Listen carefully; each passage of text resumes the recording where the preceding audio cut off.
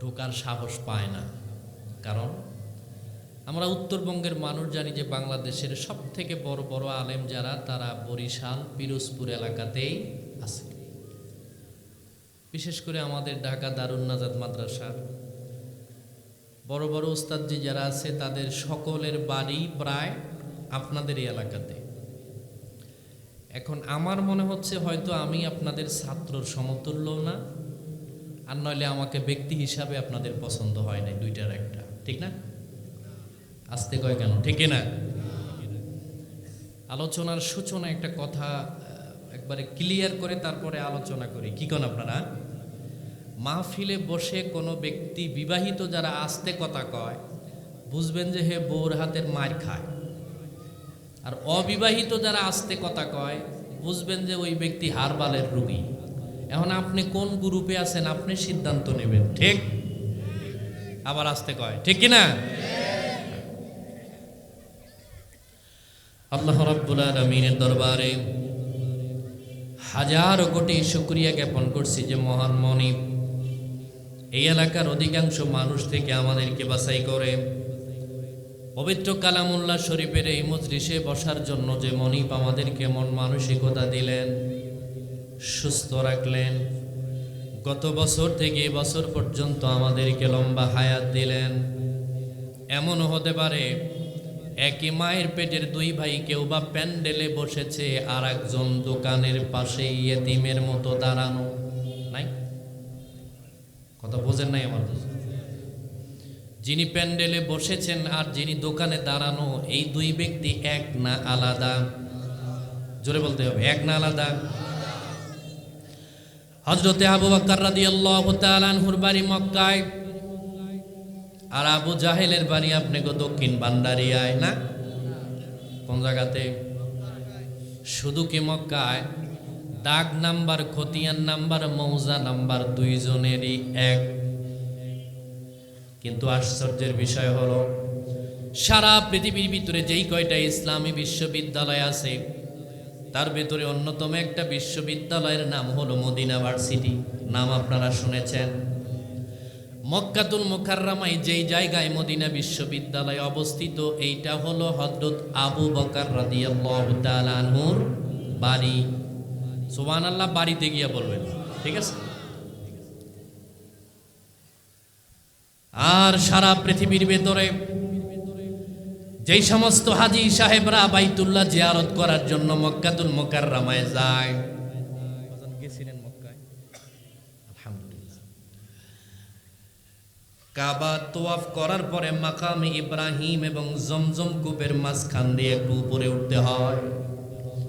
2 minute হাঁটার পরে সাফা মারওয়া সাই করতে হয়। সাফা মারওয়া সাই করা শেষ হওয়ার পরে দেখবেন উপরে একটা 3 তালা, মাটির নিচে 3 তালা, মোট 2 তালা, না?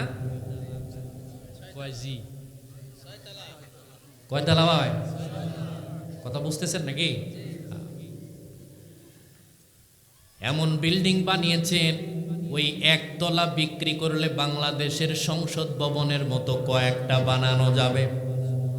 এমন বিল্ডিং নয় যেটা উদ্বোধনের আগেই ভেঙে যায়, এমন বিল্ডিং ঘর নয়। এই পুরা 6 তালা বাড়িটা আবু জাহেলের বাড়ি। আল্লাহ রাব্বুল আলামিন সারা পৃথিবীর সমস্ত হাজী সাহেবদের জন্য আবু জাহেলের পুরা 6 তালা বাড়িটা আন্তর্জাতিক টয়লেট বানিয়ে দিয়েছেন, বলি নাউজুবিল্লাহ। তাহলে এক জায়গায় বাড়ি, দাগ নাম্বারও 1, খতিয়ান নাম্বার, মৌজা নাম্বারও 1।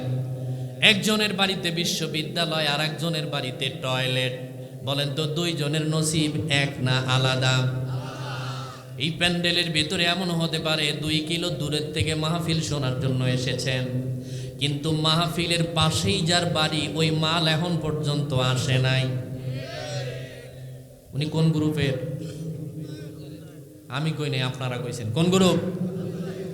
বলেন তো, পৃথিবীর ভিতরে এই মজলিসের মতো শ্রেষ্ঠ মজলিস আল্লাহর জমিনের উপরে, আসমানের নিচে আর কি আছে? আল্লাহ যাদের কবুল করেছেন তারাই আসতে পেরেছে। যেমনই আমাদেরকে এত সুন্দর একটা মজলিসে বসার জন্য মন মানসিকতা দিলেন, আমাদের মনিব আল্লাহ রাব্বুল আলামিনের দরবারে কৃতজ্ঞতা জানাই, শুকরিয়া জানাই।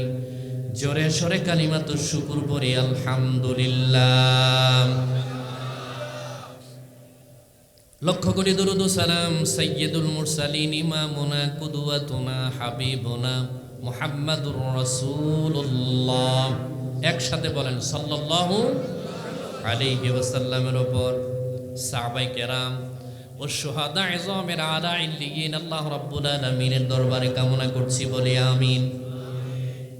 সম্মানিত হাজিরিন, আমি আপনাদের সামনে পবিত্র কোরআন মাজিদের অতি পরিচিত সূরা বানী ইসরাঈলের 23 এবং 24 নম্বর আয়াতে কারিমা তেলাওয়াত করেছি।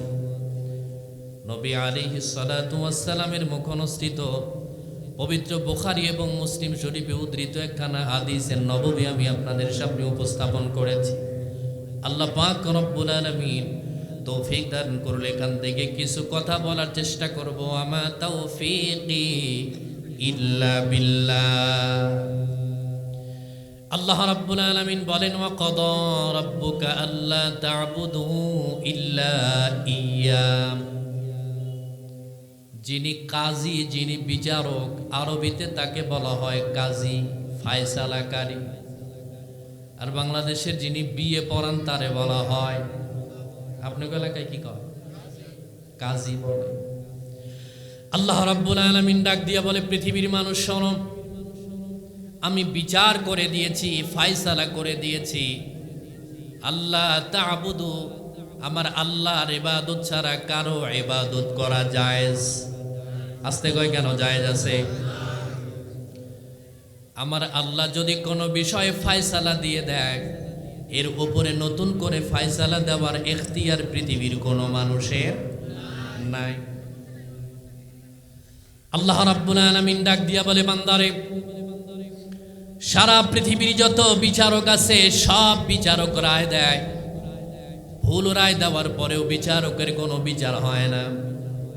কিন্তু আমার আল্লাহ ডাক দিয়ে কয়, আলাইসাল্লাহু বিআহকামিল হাকিমিন। সারা পৃথিবীর সমস্ত বিচারকের বিচার করার ক্ষমতা আমার আল্লাহর আছে না নাই? আছে। বিচার করতে পারে, বাস্তব আমরা দেখেছি। বিচারপতি শামসুদ্দিন মানিক সাহেব 5 আগস্টের আগে তিনি যেমনি কথা বলেছিলেন, আজকে তিনি তেমনি কথা বলতে পারে না। এক সময় তিনি বিচারকের চেয়ারে বসতেন, আজকে তিনি আসামির কাঠগড়ায়। কথা বলে কেন? ঠিক কিনা? জোরে কন। তাইলে বলেন তো, আমার আল্লাহর বিচারকেরও বিচার করার ক্ষমতা আমার আল্লাহর আছে না নাই? আছে। এটা কি রাজনীতি হয়ে গেল না? সত্য কথা। আর যদি মনে করেন রাজনীতি, তাহলে আমার কিচ্ছু যায় আসে না। কথা ঠিক আছে? আপনার এলাকার কোনো ব্যক্তি যদি ইফটিজিং করে, কোনো এক যুবক যদি অন্যায় করে, যদি মাদকাসক্ত হয়, যদি মাদক দ্রব্যের সাথে জড়িত হয়ে যায়, ও বন্ধু, গ্রামের লোকজন আরে তার বিচার করে।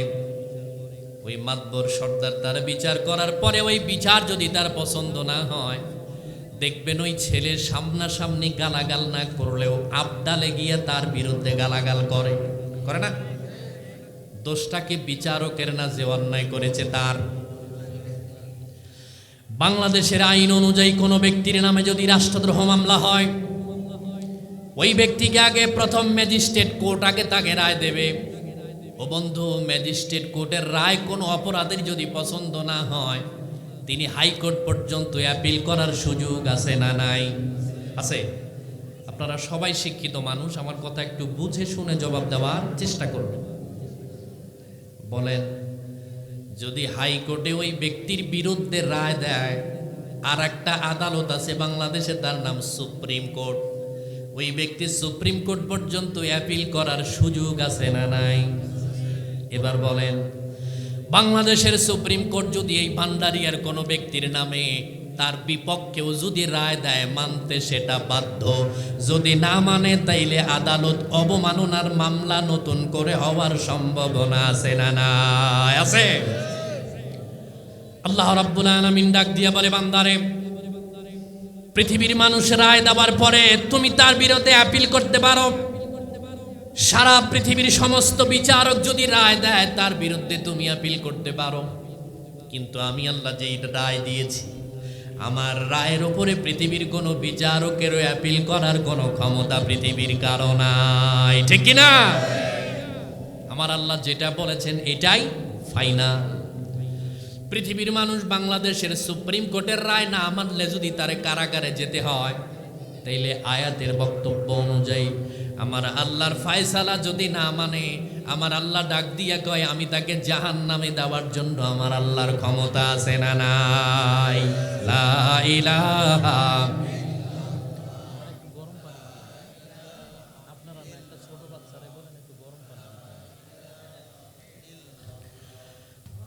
উপরে দেন ছোট করে মুহাব্বতে পড়ি লা ইলাহা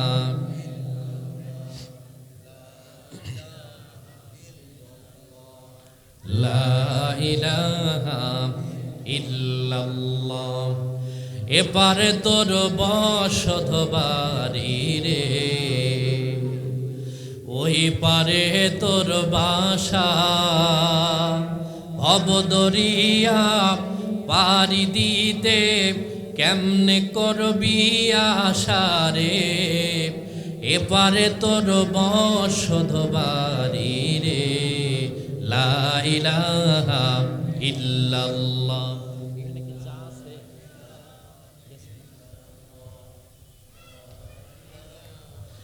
সামনের ফাঁকা জায়গাগুলোকে একটু পূরণ করে বসেন দয়া করে, যাতে আমরা মোনাজাত করবো। হয়তো পিছনে যারা আছেন একটু চেপে সামনে বসেন। লা ইলাহা ইল্লাল্লাহ মুহাম্মদ লা ইলাহা। হে নামাজি আমার ঘরে নামাজ পড়ো আজ, হে নামাজি আমার ঘরে নামাজ পড়ো আজ, দিলাম তোমার চরণ তলে হৃদয় যায় না আমার। সুবহানাল্লাহ বলেন না? কার লেখা? কাজী নজরুল ইসলামের লেখা। কি সুন্দর কথা বলেছেন। আমরা তো কাপড়ের যাই নামাজিতে নামাজ পড়ি, কিন্তু উনি নামাজির মর্যাদা মর্তবা বুঝাতে গিয়ে বলেছেন তোমার পা আমার হৃদয় যায় নামাজের উপরে রাখো, আমার কলিজার উপরে রাখো। কারণ আমি গুনাহগার বেখবর, নামাজ পড়ার নাই অবসর, চরণ ছোঁয়ায় এই পাপীরে কর সারফারাত। হে নামাজি আমার ঘরে নামাজ পড়ো আজ, দিলাম তোমার চরণ তলে হৃদয় যায় না আমার। লা ইলাহা। আপনাদের বিছানাগুলি বিছায় দেন, মানুষ অবশ্যই আসবে, যেহেতু তবারক কিছুক্ষণ পরে আসবে, আপনারা বিছায় শেষ করে দেন। মুহাব্বতে লা ইলাহা।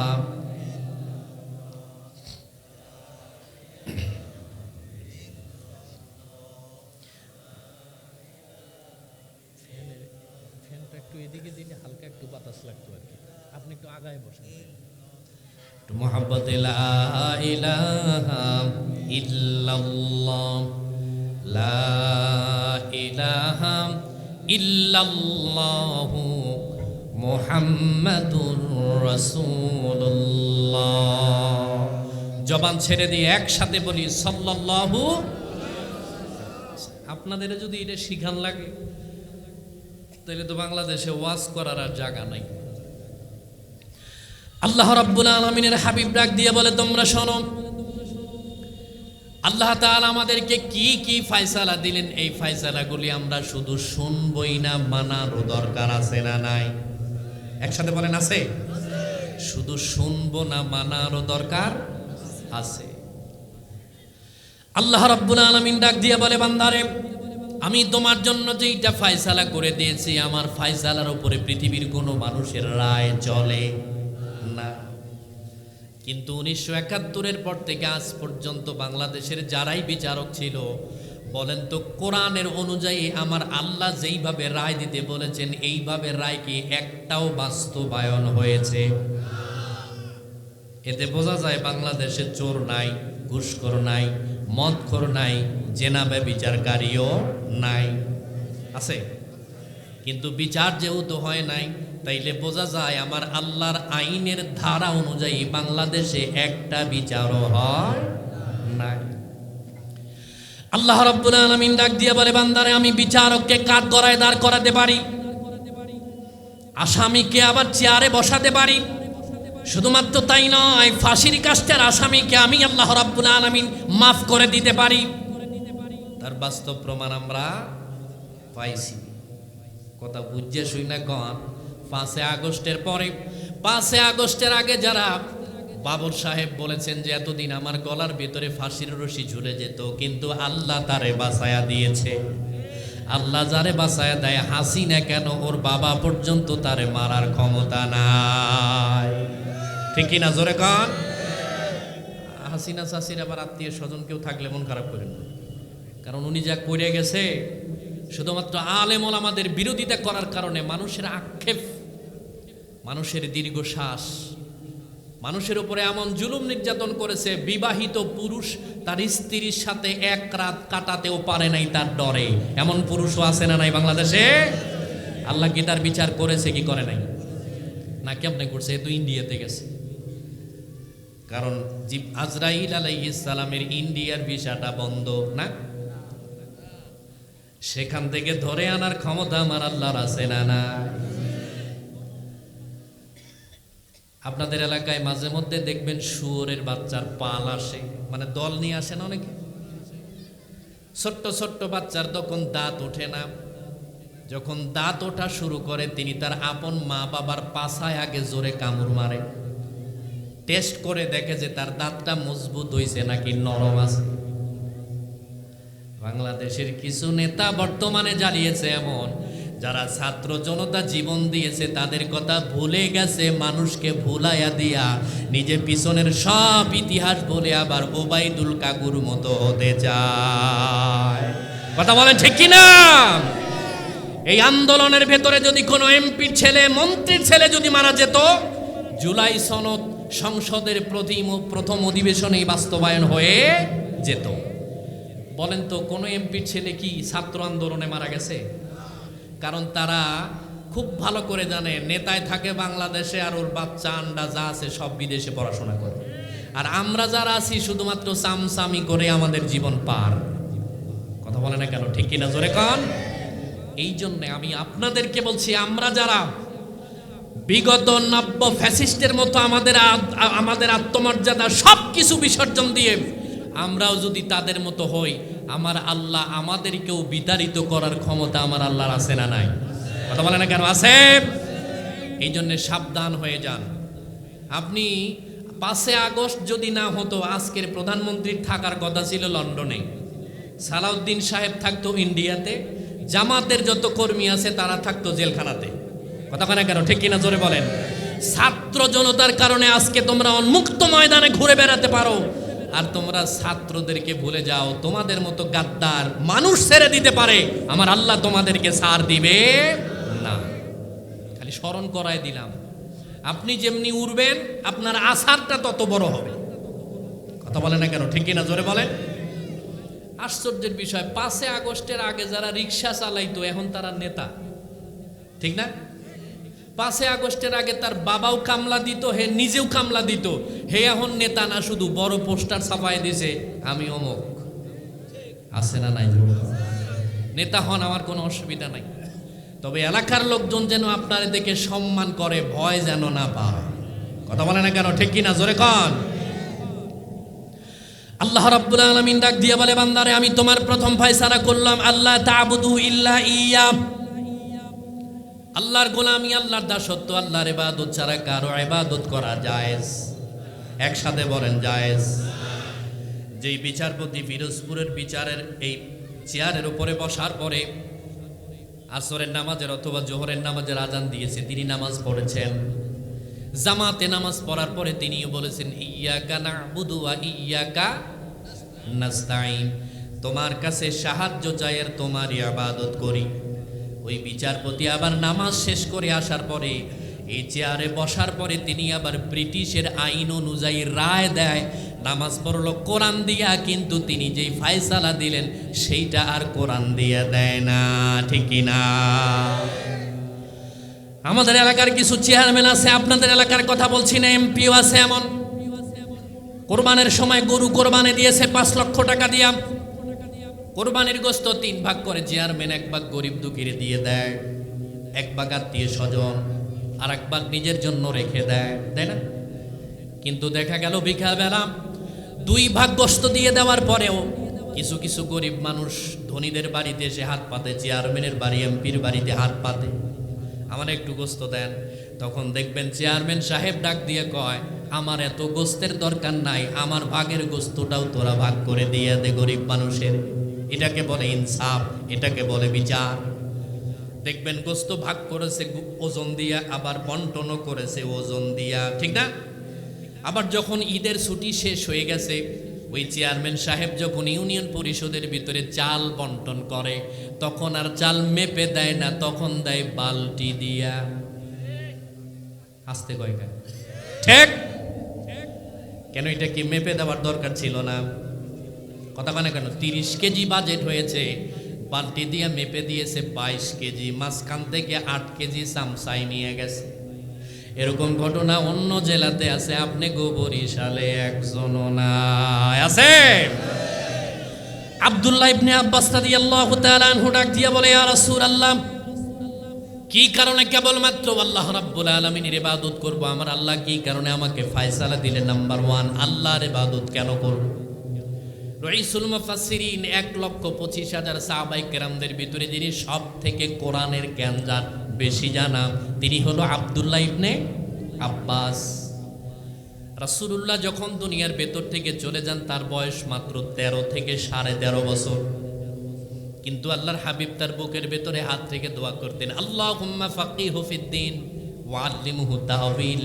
আব্বাস রাদিয়াল্লাহু তাআলা আনহু ছেলে আব্দুল্লাহ ডাক দিয়ে কয়, আল্লাহর নবী যখন আমার বুকের ভেতরে হাত রেখে এই দোয়া করলেন, আল্লাহর ইজ্জতের কসম খেয়ে বলি, আমার আল্লাহ গোটা 30 পারার সমস্ত ইলম তাফসীর আমার সিনার ভিতরে ঢুকায়া দেয়। সুবহানাল্লাহ বলেন না? রাহমাতুল লিল আলামিন। আব্দুল্লাহ ইবনে আব্বাস রাদিয়াল্লাহু তাআলা আনহু আল্লাহর হাবিবকে ডাক দিয়া বলে, ইয়া রাসূলুল্লাহ, আপনি আমাকে বলেন তো কি কারণে কেবলমাত্র আল্লাহর ইবাদত, গোলামি, দাসত্ব কি কারণে করব? আল্লাহ রাব্বুল আলামিনের হাবিব ডাক দিয়ে বলে, শোনো, তোমার বয়স কত? কয় 12 অথবা 13। বলো তো 13 বছর আগে এই মক্কাতুল মুকাররমাতে তোমার নাম গন্ধ ছিল? কয় না। এই ভান্ডারিয়াতে যাদের বয়স 70 বছর, 71 বছর আগে এই এলাকার ভিতরে তার নামও ছিল না, পরিচয়ও, কথা বলে কেন ছিল? কিন্তু আমার নবী ডাক দিয়ে কয়, শোনো, তুমি কি কারণে আল্লাহর ইবাদত করবে? আল্লাহ রাব্বুল আলামিন আমাকে আপনাকে মায়ের পেটের ভেতরে প্রথম নাপাক পানি হিসাবে ঢুকায় দেয়। বাবার পেশানি থেকে মায়ের রেহেমের ভিতরে আল্লাহ রাব্বুল আলামিন নাপাক পানি, 40 দিন পর্যন্ত আমি আর আপনি মায়ের পেটের ভিতরে নাপাক পানি, যেই পানির পৃথিবীর ভিতরে কোনো দাম নাই, দুর্গন্ধযুক্ত পানি, কাপড়ে লাগলে পরে সেইটা গোসল করা ফরজ হয়ে যায়। আল্লাহ রাব্বুল আলামিন ডাক দিয়া বলে, বান্দারে, আমি তোর মায়ের পেটের ভেতরে প্রথম 40 দিন ঢুকায় দিলাম, তুই শুনে রাখ, নাপাক পানি, তোর কোনো পরিচয় নাই, কেউ তোরে চিনে না, তোর নামটা পর্যন্ত জানে না, তুই শুনে রাখ, তোর মায়ের পেটের ভেতর থেকে ওই নাপাক পানি থাকা অবস্থায় আমি তোর মায়ের পেশাবের রাস্তা দিয়া পৃথিবীর কোনো ডাস্টবিনে অথবা টয়লেটের ভিতরে নিক্ষেপ করার ক্ষমতা আমার আল্লাহর আছে না নাই? আছে। কিন্তু আল্লাহ কি সেটা করছে? তাহলে বলেন তো, আমি আর আপনি নাই থেকে নাপাক পানি, ঠিক না? নাই থেকে নাপাক পানি, আমার কোনো অস্তিত্ব ছিল না, নাই থেকে নাপাক পানি। আল্লাহ রাব্বুল আলামিন এবার ডাক দিয়া বলে, 240 অতিক্রম হয়ে যাওয়ার পরে ওই নাপাক পানিটুকুনকে আমি আল্লাহ রাব্বুল আলামিন প্রসেসিং করার পরে সেইটাকে আবার রক্তপিণ্ড পরিণত করে দেই। 240 60 দিন না, কথা কেন কয় দিন? 80 দিন। এবার বলেন তো, শুধুমাত্র নাপাক পানি থেকে রক্তপিণ্ড বানালেন কে? এর পেছনে কি জামাত ইসলামের কোনো হাত আছে? সরমনাই পীরের হাত আছে? বঙ্গবন্ধুর হাত আছে? জিয়াউর রহমানের কোনো হাত আছে? বর্তমান সালাউদ্দিন সাহেবের কি কোনো হাত আছে? তাইলে নাপাক পানি থেকে রক্তপিণ্ড বানানোর পিছনে কেবলমাত্র কার হাত? তাইলে গোলামি হবে কেবলমাত্র কার? আল্লাহ রাব্বুল আলামিন এবার ডাক দিয়া বলে, 340 অতিক্রম হয়ে যাবার পরে, তুমি তোমার মায়ের পেটের ভেতরে 120 দিন অতিক্রম হয়ে যাওয়ার পরে ওই রক্তপিণ্ড থেকে আমি আল্লাহ গোশতের টুকরায় পরিণত করে দেই। কিন্তু তুমি তোমার মায়ের পেটের ভেতরে মরা, তোমার না আছে সিরাত, না চোখ আছে, না কান আছে, মুখ না কান হাত পা কোনো কিছুই নাই। এবার যারা বুঝতে পেরেছেন আমি আপনাদের কাছে প্রশ্ন করি, বলেন তো, ওই যে গোশতপিণ্ড থাকা অবস্থায় আমার আল্লাহ আমাকে আপনাকে দুনিয়ার কোনো এক জায়গাতে ফালানোর ক্ষমতা আমার আল্লাহর আছে না নাই? কিন্তু আল্লাহ সেটা করেন নাই। আল্লাহ রাব্বুল আলামিন ডাক দিয়া বলে, 440 অতিক্রম হয়ে যাওয়ার পরে, ফাকাসাউনাল ইযামা লাহমা ফাতাবারাকাল্লাহু আহসানুল খালিকিন।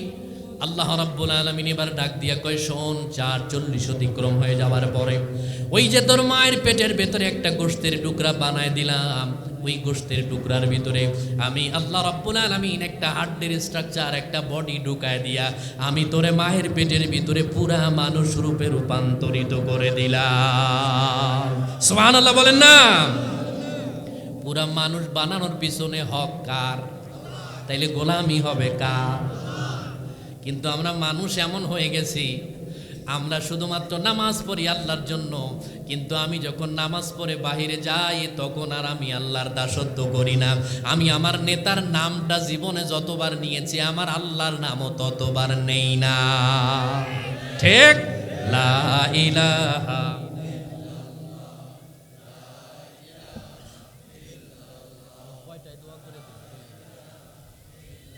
বাজান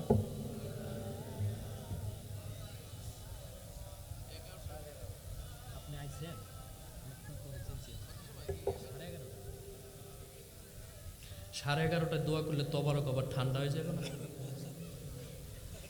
একটু মোহাম্মদ লা ইলাহা 11:30। জি, আমারে ছেড়ে দিবেন, আমার কালকে মাহফিল রংপুরে, আমি যাব এখান থেকে। একটু মোহাম্মদে পড়ে নেই লা ইলাহা। একটু ধীরে ধীরে আসতে করলে, আপনাকে থুইয়া পানি খাইতেছি, মন খারাপ করে না, অনেক দূর থেকে আসছি, একটু ক্লান্তি লাগছে, মন খারাপ, মনে কষ্ট আছে নি? একটু তাহলে মোহাব্বতে পড়ে আসতে পড়তেছেন মানে হুজুর খায় স্যার আমারে কয় জিকির করতে। হ্যাঁ, একটু মোহাব্বতে লা ইলাহা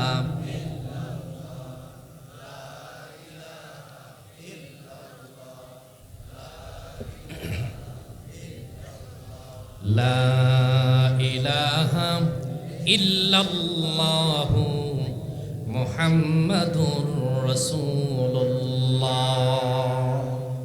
সাল্লাল্লাহু। বলেন, নাপাক পানি থেকে পুরা মানুষে রূপান্তরিত করার পেছনে দুনিয়ার কারো হাত আছে? পুরা হাত কার? পুরা গোলামি কার? আল্লাহ রাব্বুল আলামিন। আমি আর আপনি এখন পর্যন্ত মায়ের পেটে মরা, আমার কোনো রুহু আসে না।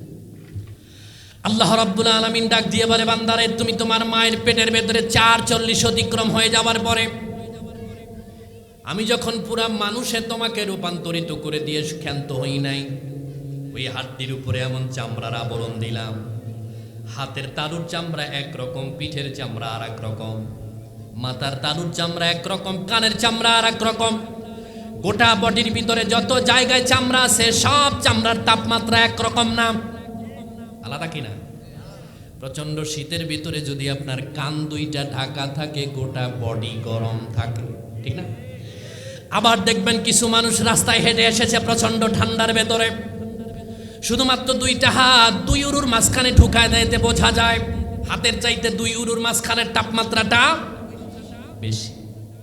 আমার আল্লাহ বলে দিলেন, শোনো, গোটা পৃথিবীর তাপমাত্রা যদি -ডিগ্রি হয়ে যায় কোনো আপত্তি করার দরকার নাই, আমি আল্লাহ তোমার বডির ভিতরে এমন এমন জায়গায় এমন মেশিন ফিটিং করে দিয়েছি, তোমার বডি দ্বারা আমার আল্লাহ গোটা বডিটাকে গরম করার ক্ষমতা আমার আল্লাহর আছে না নাই? আছে। এবার আল্লাহ রাব্বুল আলামিন ডাক দিয়া বলে, বান্দারে সুম্মা নুফিখা ফীহির রূহ,